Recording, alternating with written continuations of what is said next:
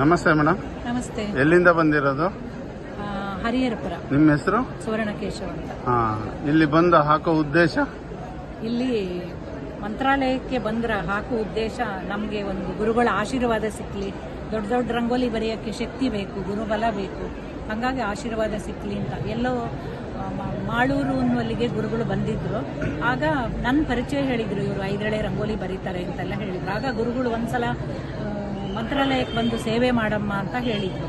ಹಾಗೆ ನಾನು ಅಲ್ಲಿ ಪ್ರೇಮಕ್ಕನ ಹತ್ರ ಹೇಳ್ತಾ ಇದ್ದೆ, ನಾವು ಒಂದು ದಿವಸ ಹೋಗೋಣ ಅಂತ. ಅವರ ಆಶೀರ್ವಾದದಿಂದನೇ ನಾವು ಇಲ್ಲಿ ಬಂದಿದ್ದೀವಿ.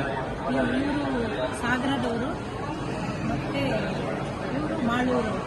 ಹಾಗೆ ನಾವು ಶಿವಮೊಗ್ಗ ಸೈಡೆಲ್ಲ ಹಾಕುವಾಗ ಇವ್ರುಗಳನ್ನೇ ಕರ್ಕೊಳ್ತೀವಿ. ಇನ್ನು ಬೆಂಗಳೂರು ಸೈಡಲ್ಲಿ ಹಾಕುವಾಗ ಅಲ್ಲೊಂದು ಟೀಮ್ ಇದೆ, ಹರಿಹರಪುರ ಆ ಕಡೆ ಹಾಕುವಾಗ ಅಲ್ಲೊಂದು ಟೀಮ್ ಇದೆ. ಹಂಗೆ ಎಲ್ಲೆಲ್ಲಿ ಹೋಗುವಾಗ ಯಾರ್ಯಾರು ಅನುಕೂಲ ಆಗುತ್ತೋ ಅಲ್ಲಿ ಕರ್ಕೊಂಡೋಗಿ ರಂಗೋಲಿ ಬರೀತೀವಿ. ಇದರ ಸ್ಪೆಷಾಲಿಟಿ ಏನು? ಇದರಲ್ಲಿ ಬಿಂದು, ರೇಖೆ, ವರ್ಧಿನಿ, ವರ್ತುಲ, ಶಂಖ, ಚಕ್ರ, ಗದೆ, ಪದ್ಮ ಎಲ್ಲ ಇದೆ. ಈ 5 ಎಳೆ ಇದರಲ್ಲಿ ಕಾಣುತ್ತಲ್ವ, ಅದೆಲ್ಲ ಏಕಕಾಲದಲ್ಲೇ ಬರೆಯೋದು. ಇದು ಬಿಂದುವಿನಿಂದ ಸಿಂಧು ಅಂತ ಕಾಲು ಮಧ್ಯದಿಂದ ಕೊನೆಯವರೆಗೆ ಎಷ್ಟು ದೊಡ್ಡ ಬೇಕಾದ್ರೂ ಮಾಡ್ಬೋದು.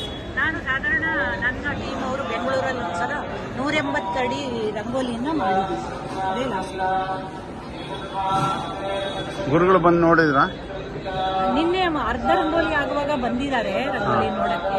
ಆದ್ರೆ ನಾವು ಈಗ ಈ ಬಿಸಿಲಲ್ಲೂ ಕಾಯ್ತಾ ಇರೋದು ಗುರುಗಳು ರಂಗೋಲಿ ನೋಡಿದ್ರ ಮೇಲೆ ಹೊರಟು ಹೋಗೋಣ ಅಂತ ಒಂದು ಆಸೆಯಿಂದ ಕಾಯ್ತಾ ಇದ್ದೀವಿ. ನಮಸ್ತೆ ಮೇಡಮ್. ನಮಸ್ತೆ ಸರ್.